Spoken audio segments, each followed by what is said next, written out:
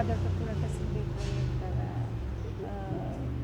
Heritage-s i Sally Brand. Edhe është pikërisht për Fyet e Gramshit. Nëse do thuhet diçka në përgjithësi edhe për gjithë të projektet që janë prezantuar, po më konkretisht për Fyet e Gramshit dhe për instalimin e Tanës.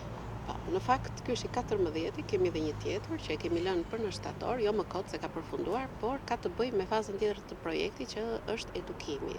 Dhe materiali i fundit është një novel grafike me legjenda dhe prada të sjella për fëmijë. Dhe nga që pjesa tjetër e projektit ka të bëjë me fëmijët, vetëm atë vepër e kemi lënë për në fund, ndërkohë që sot jemi këtu për instalacionin Fyet e Gramshit dhe historia e Tanës. Është një histori shumë e bukur, por nuk është historia në vetvete që është përcjell madje në rreth 22 variante është historia e Tanës në Shqipëri. Pra nuk është vetëm në Gramsh, por në shumë zona është kjo histori, madje janë ngritur këngë, është kthyer në muzikë jazz e tjera, ndërkohë që Gramshi e ka ruajtur sepse atje është një grup që quhet Fyet e Gramshit dhe ata ende ruajnë mënyrën artizanale, po të them edhe të fyellit. Pra, ata vazhdojnë bëjnë muzikë me atë lloj fyelli që e kanë ruajtur sot e kësaj dite Fyet e Çobanit, nëse mund ta themi.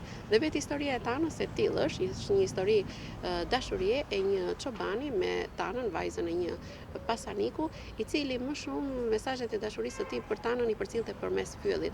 Dhe madje edhe kur e lidhën në një stan, ajdutët, kështu është historia, ai çoi mesazh vetëm me fyell. Pra, ai vetëm i ra fyellit dhe Tana e kuptoi thiri gjithë fshatin. Pra, është një mënyrë që muzika përcjell lloj-lloj mesazhesh, që nga mesazhet e dashurisë, të ndihmës, të sakrificës e tjera. Pra, shumë e bukur e sjell si histori dhe pikërisht e sollëm këtu sepse është një masterpiece, e themi ne, e trashëgimisë tonë, edhe Fyet e Gramshit, që kanë ekzistuar sot e kësaj dite.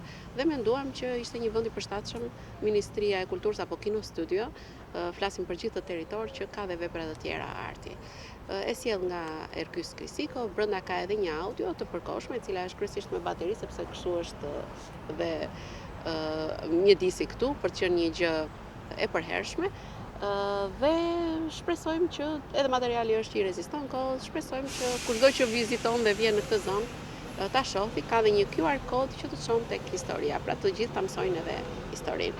Është e financuar nga Bashkimi Evropian, të mos e harrojmë. Ky projekt ishin 60.000 euro të dhëna për 15 produkte për të cilat themi që jemi shumë të kënaqur çfarë kemi sjell për jetën kulturore.